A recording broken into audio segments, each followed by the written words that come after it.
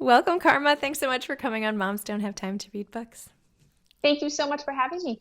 I'm sorry it took us so long. You We've know what? been, It's been crazy, right? it's true. There have been Yeah. some world events that got in the way, some changes and everything. So, anyway, here we Yes. are. So, I'm delighted to be talking to you finally. Me too. Me So, too. your most recent book, Recipe for a Perfect Wife, for listeners who might not know what it's about, would you mind giving a quick synopsis? Sure. It is a dual narrative book. So it takes place in the 1950s, and the other character, you visit her in 2018. And the book takes place in the same house. So these two women live in this house, but 60 years apart. And there is a cookbook that the modern day woman discovers that had belonged to the 1950s housewife.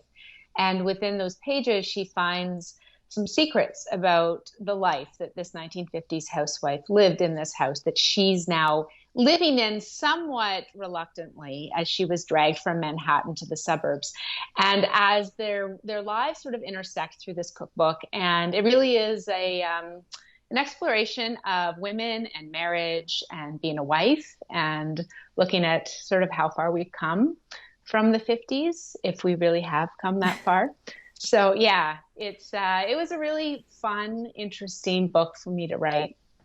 I had one of those cookbooks from my mother when she was a little girl, like the Betty Crocker old-fashioned one. Yes, I have Used that to, one. yeah, I have. So I have it, and it had my grandmother's notes in it and all the rest. And I like treasured that growing up. And every so often I would like pull it out and look at the pages and all the Yeah, pictures of what moms used to look like. And I know. I still have those books, and I actually have this thing for vintage cookbooks. So that was one of the inspirations to write this book in the first place because I also loved all those notations. My mom puts notations in her cookbooks, and my grandmother has done that. And so some of these cookbooks I have that are not family cookbooks, also looking at the notations in those books and imagining what those women's lives were like, way back when. So yeah, it's sort of like like you're panning for gold with information about these women and how they lived back in the 50s and 60s. it's so crazy when there's like an object that passes through time. Like I bought my engagement ring as it was a vintage piece I found like in this Um,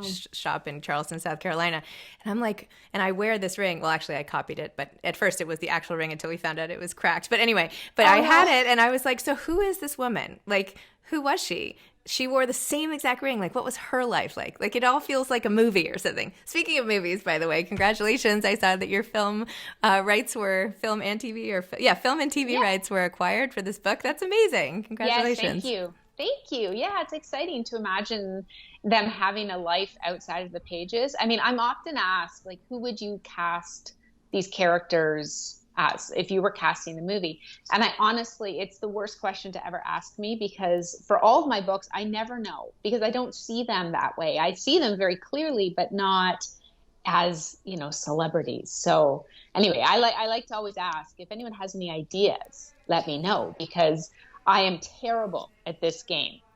But I'm wondering, maybe now I'm blanking on her name. Who's the one who's married to Ashton Kutcher? Um, oh, see, this is why I'm terrible no, at I'm this not good at it because I'm either. not a celebrity either. What was her name? She It'll was come on to the me. '70s show with him, right? Yeah. Well, anyway, Um, somebody like that, because the big PR job ahead of time, like I view her mhm. being as all put together and like running around and all, and then like wanting to shift gears and become a novelist, and I don't know. So it has to be somebody cosmopolitan enough and Right. worldly enough. I don't know. That was my first instinct, but I'm really bad at casting too. So So we're both bad at it. So we just won't play that game. yeah, we won't play. It's Sorry, I'll fine. stop the game It's right not now. our job anyway. No, it's So not our it's job. okay. Yeah. I love, by the way, there was such a perfect, relatable moment, at least for me, when the main character, and now why do I always blank on the names of all the main characters? I can remember Nellie all and the details. Alice Alice. are So the two. Yeah. when Alice relocates to Greenville, right? That's right. Let me do that again. Yeah. Okay, so when Alice relocates to Greenville and leaves her job, and her mom is like, "So how's your vacation going?" And she's like, "No, I'm gonna be a novelist." Like that is just so classic. That's like a little passive aggressive, like, what's up with you? Anyway, I just love that little detail, by the way. Yeah, because it's really, I mean, for Alice, you know, she had this big career in Manhattan that was really important to her, and things fall apart for reasons that I won't talk about now because it gives away some stuff in the book. But she ends up, you know, holding that secret about what's happened with her career. And everyone's thinking then that she's quite content to go and become this housewife in the suburbs, and let her husband go to work, and she's going to stay home and take care of this really old house that hasn't changed much since the 50s, and have babies and, you know, do her thing, that next part of her life. But really she's hanging on to this huge ambition that she has. It doesn't go away. You know, it doesn't just leave because she has this thing happen with her job and ends up moving. And that's really part of the theme through the story too, is that, you know, what do women do with this ambition? How can you have that huge career ambition and also have a family? And can you make those two things work? And I don't believe you can have them at the same time. So that is my personal feeling, that sometimes something has to take the top position and they just switch back and forth. So, you know, for me, that's personally what has been true for me in my life. But I think this idea of trying to have it all at once puts a lot of pressure, and it's really hard to do. I'm sure there are people making that work, and good for them. But I personally have found that a really tricky balance. Yes, I'm sure a zillion women will agree with that statement. Yeah, The complexity of that. Yeah. I think your book also, though, not only the role as a wife or a mother eventually or whatever, but I think it's also how these two women handle pain, physical and emotional, and how that shifts in terms of how much they share with their spouse, how much they take on themselves, and how that looks like across generations too. Maybe talk a little more about that, or if that was intentional or yeah, what? well, I think that they are living very different lives and really Nellie, who's the 1950s character, is quite confined by her generation. And for her, you know, independence is something she desperately craves, but is very difficult to get because of the nature of the way that things were within marriages back then.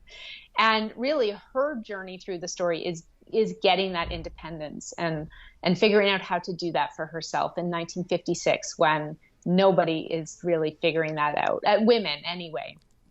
And for Alice in 2018, she's a very independent woman who is in a relationship with someone and has a marriage. And so how do you keep that part of yourself, you know, when you couple up with someone, when you merge your lives together? How do you keep that independence? And in a lot of ways, I think that Nellie is sort of the talisman for Alice around that idea of figuring out how to maintain your sense of self and how to maintain that independence, and cope with, as you said, both physical and mental pain through that, but as an individual.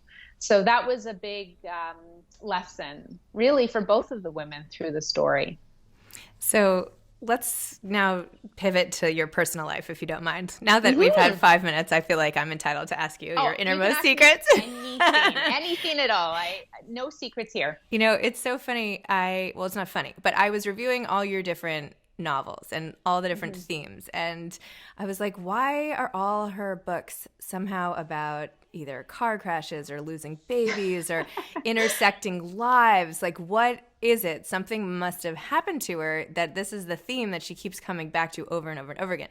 And then I went into like your personal essays, and I was like, oh my gosh, I'm a moron. Like, here it is right here. It explains everything. Yeah. Your essay for Self magazine about you're being 1 month into a relationship with the man who became your husband and finding out that you had a rare form of non-Hodgkin's lymphoma, cervical cancer, and having to figure out how to cope with that, and eventually what happened with your sister. Oh my gosh, I was like, first of all, I feel like, and I know you're working on some sort of nonfiction book, which I'm really interested in hearing what that is. But I was like, I want a whole book on this experience. I don't just want, like, I left that article being like, tell me more. So tell listeners about what happened to you, and then start writing that book. Okay.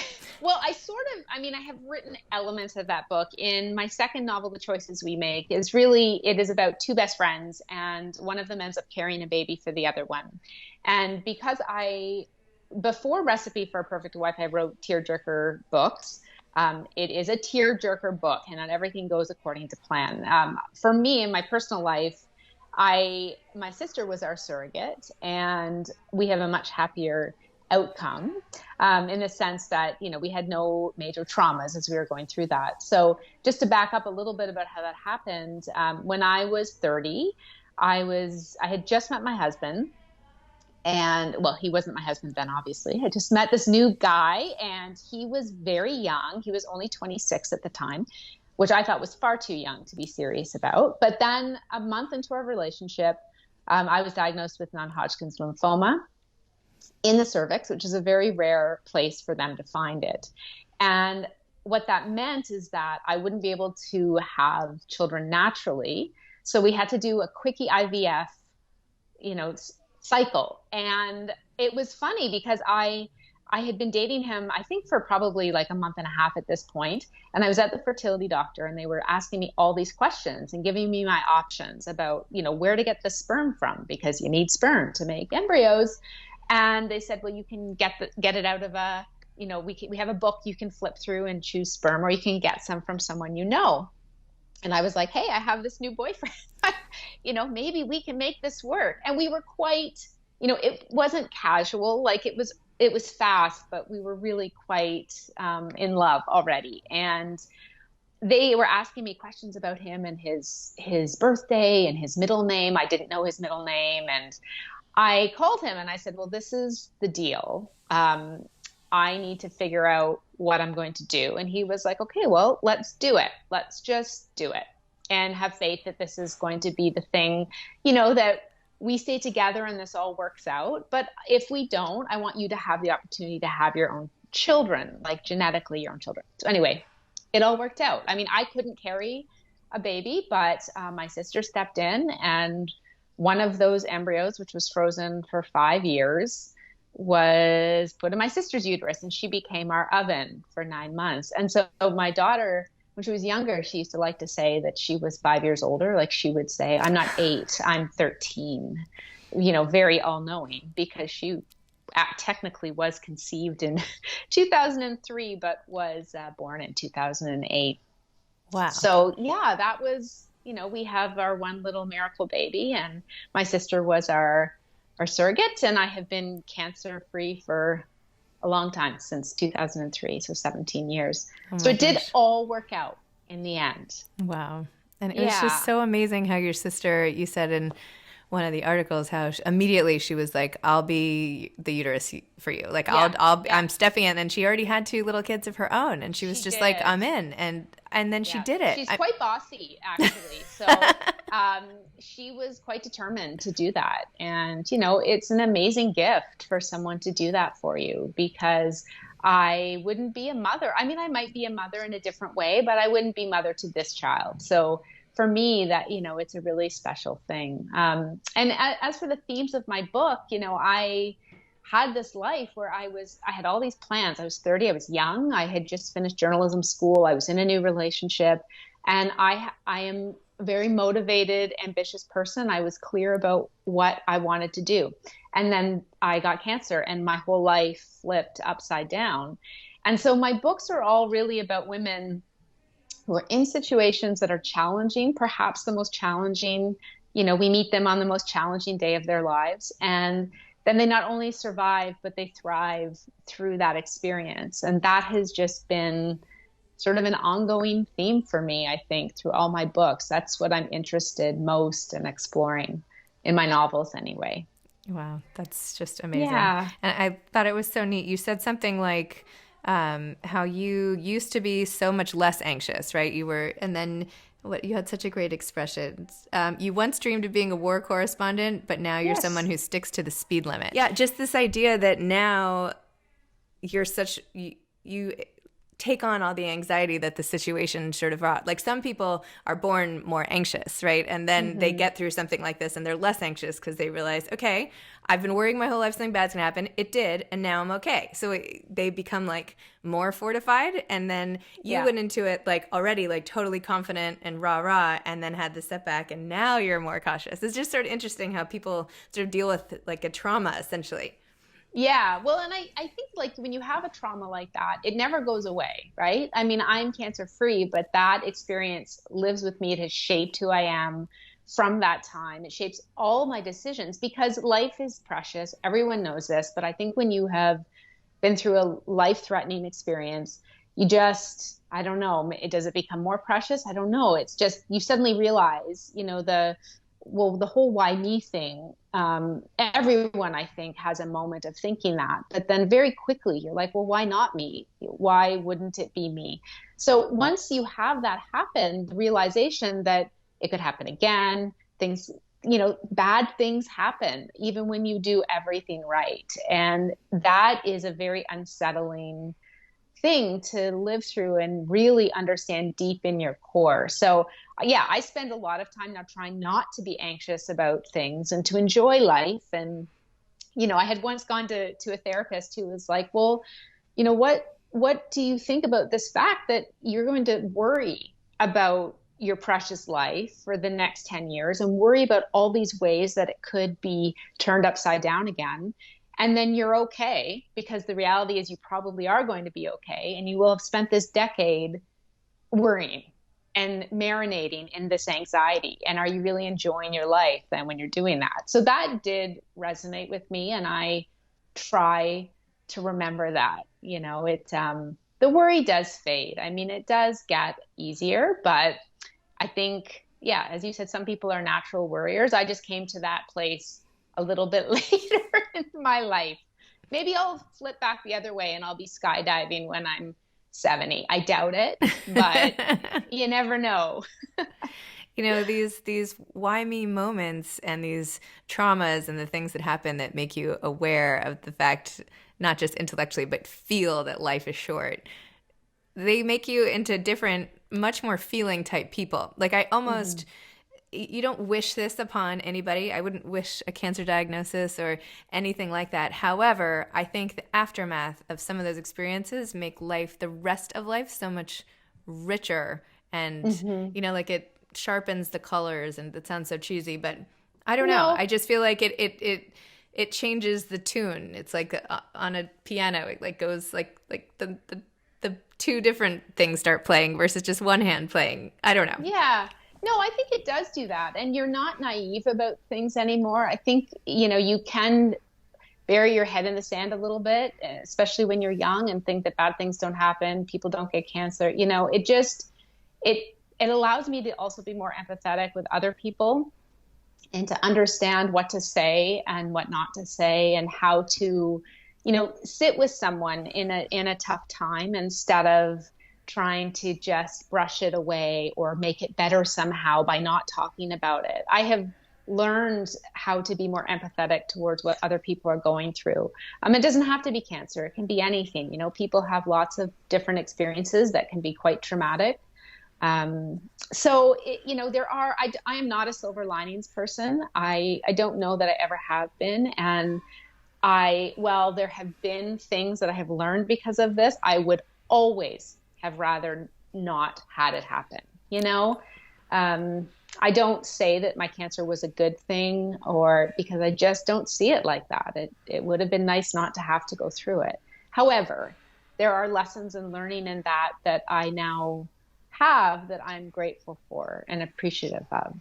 And I hope I didn't make it sound like it was a good thing that you had gone through that. Oh, no, you didn't. Okay, all right. No, I hope I did not mean to suggest anybody actively look for bad experiences to happen to them. But no, and I do think some of that silver lining stuff, and people say that to me all the time, like there's, well, you wouldn't have this, that, and the next thing if you didn't go through that. And I'm like, yeah, but I might have other things that I lost because of that, because it, cancer takes a lot away. Any not terminal, but, potentially life-threatening condition or experience, it takes stuff away. So yeah, I don't think you said that at all. That's not how I heard what you were saying. I just like to do the I'm not a silver linings person. Maybe again, when I'm 70, maybe then when I'm skydiving, I'll be a silver linings person. Maybe we'll see. We'll wait. Well, I'll look up and see what I can see. Yeah. The one quote I just had to read, and this is from your Self article. You said, "I would not be a mother to this child who with her arrival took the hell of our experience leading up to her, crushed it into a tiny ball, and dropped it down a deep, dark well where it can no longer break my heart." That's just so, that is beautiful. That's just a beautiful sentiment, a beautiful sentence. I just had to read it. Well, it's true. I know my mom, because I was quite sad not to be able to carry my own child, which I think, for people who want to have children, they would understand that perhaps, or who have children and have been able to have. I know pregnancy is not amazing for a lot of women, but I always was sad that I couldn't do that.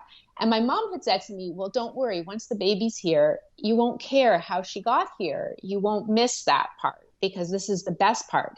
And she was wrong. And so I think that that, but I can tuck that away. And I think that's what that quote is. It's like I have her and all the amazing things of being a mother that I can now experience.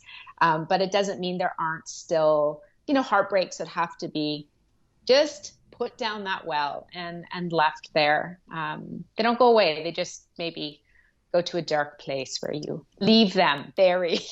Or you take little sprinkles of that and put it in novel after novel after novel. Yes. Yeah. Which is another way of sort of getting through and coping and making sense, I feel like, of experiences like that don't really have a good place to go. Yeah, no, it's true. It's sort of like therapy to some degree. Yeah, it's cathartic to be able to do that. So tell me about your writing process and how you come up with ideas for your books, and then how long they each take. You've written, 5 novels already? 5. Yep. Amazing. That's a lot. Anyway, so tell me about your process a little more and how you maintain this level of output. I maintain the level of output because my daughter didn't sleep. And so the truth is that she used to get up at 3:30, 4 in the morning for years and years. And so I finally got to the place where I could no longer watch Dora the Explorer at 4 o'clock in the morning. And I thought, well, I need to do something with this time. She's fairly, she's okay. I don't need to really be with her for every moment of that morning time. And so I started writing in the early morning. And it's a habit I still have now. And I get up, she sleep trained me. So now I can't sleep in. And she sleeps in, but I can't. So I get up around 5, between 5 and 6 every day, and I write. And it's quiet and peaceful, and no one needs anything from me. The rest of the world has not woken up yet. So that's when I do the majority of my really creative writing. I save the emails and the other busy work that authors have to do for later in the day when she's at school, even though she's not at school right now. So COVID time is like, who knows what's happening and how I'm actually ever going to write another book. But that's really been my process from the beginning. And I never wanted to be a writer. So when I went to journalism school, I wanted to be a news broadcaster, and that was what I was planning to do. And then I was diagnosed with cancer on my very last day of journalism school, and everything switched. And at some point I thought, well, maybe I can write because it's a career that I can have and be home.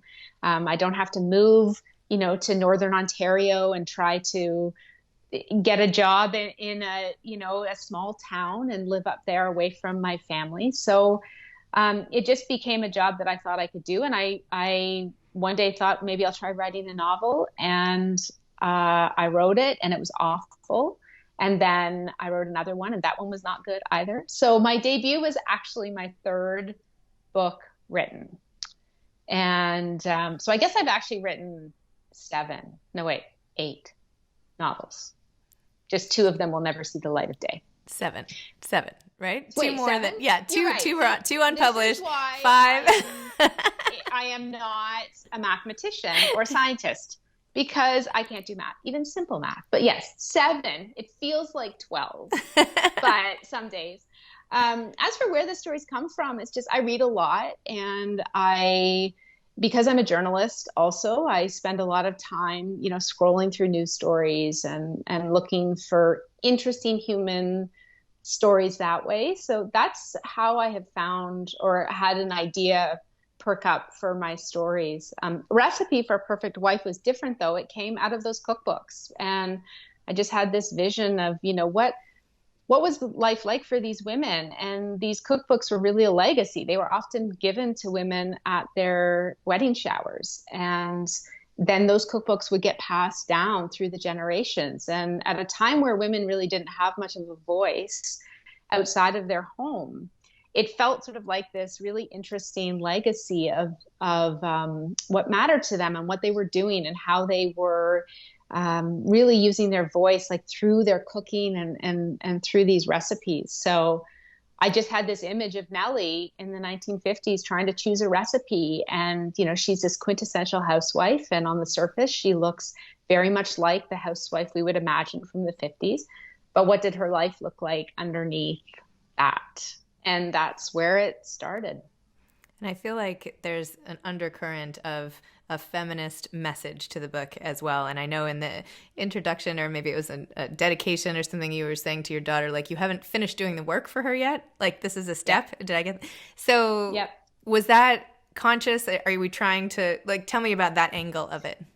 Yeah, I think people have asked, like, wow, this book is really timely, and, why this book now? And I've been writing this book for 5 years before it was published. And so, the realities of what women are going through now were true 5 years ago and 10 years ago. And we have come far from the 50s in a lot of ways, but we still have a long way to go. And it was important for me in doing, I could have written the whole book from 1950s perspective and from Nellie's perspective and just had that story be the story. But what I wanted to do is to look at the difference between those generations. And because we think we're so progressive now, and in some ways we are, but in a lot of ways we are not. And so I wanted to take Alice's character in particular, and it's much murkier than it is with Nellie's character. And I've had a lot of hate mail about Alice, if we're, interesting. Yeah. Be honest. Wow. Which I'm not surprised by. I knew that going in because, as I said, her story is murkier, and she can come across as more selfish and self-centered. But I feel like with her, she's going through this dilemma. She's young. She's making mistakes. She deserves to make mistakes. It's not just, it takes two to tango, as they say. So her husband in the story, I get messages about how amazing her husband is and how she's so selfish. And I want to say, no, he's not perfect. He's manipulating things as well and keeping secrets as well. But I don't know why Alice is the one who always gets, she's viewed as the enemy in the story versus him. And I find that really interesting. Every time I get a message about that, I don't respond because that's the rule. But I do want to say, why do you villainize her and not him for doing things that are quite similar? So that was, I felt that while I was writing it. I do think that is where we are in society still, where women don't get to make the same mistakes that men do. They don't get away with it the same way. And I wanted to put that in the book. And that was my own, and I'm a wife and I stay home. I work from home, so I do more of the traditional stereotypical things. I do most of the childcare, the doctor's appointments, the grocery shopping, because logistically it's easier for me because I'm home.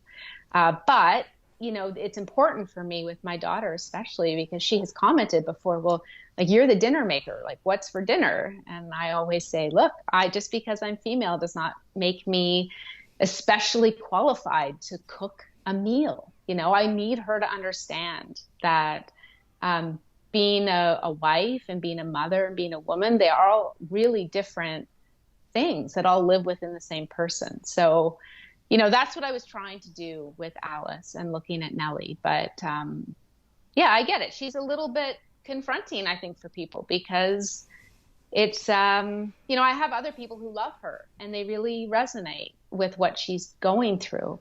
I find that the older generations, like the 70s plus, and the younger ones, like the 35 and under, really resonate with Alice. But it's that middle age time where people are just like, her husband is so nice. Why is she being so mean to him? So it's fascinating. It has been fascinating. Yeah. So aside from not responding to hate mail, what is your advice to aspiring authors? Well, I mean, I read a lot, and I think if you don't read and read a lot of different things, like fiction, nonfiction, different genres that maybe are not totally your thing, but you should give it a try. I think you have to read all the time, a lot as an author. And also just to not, you write as much as you can, be clear about why you're writing. There are some people who want to write because they really desperately want to be published on a shelf with a traditional publisher. And there's other people who write to maybe work through a trauma or to work through a part of their life. And perhaps publication is not the most important thing to them. So it's to really understand why you're writing. And to stay connected to your story, you need to write regularly and also then know when to give up and start something new. So there are people who will say, well, never give up on anything you're working on. And I think sometimes you have to give up. That's why I have 2 books in a drawer that will never see the light of day, because they weren't the right story. They were practice books for me, and they were helping me hone the craft and learn how to write a book that was going to get all the pieces I wanted in, but also would be really great for the reader too, like that reading experience. So it's just, you got to practice. It's like anything, you have to practice your craft and know why you're doing it. Love it. Well, thank you, Karma. I'm so glad we finally got Zibby. together. I feel like I wish I could sit and talk to you for a lot longer, but I know it went by so fast. I know. I looked. I was like, oh no, it's been too long. Oh no. Anyway. Well, I thank you so much. Like, great questions, and it was really nice chatting with you today. You too. I hope we can find a way to keep this up or meet in Me person too. or something. Yes, one day let's meet in person, and we'll have a nice drink somewhere and chat. That would be Right? great. I Not would through love our that. screens. That Yes, sounds that would be wonderful. nice. Okay. Yeah, take All right, care. have a great day. Thanks so much. Bye.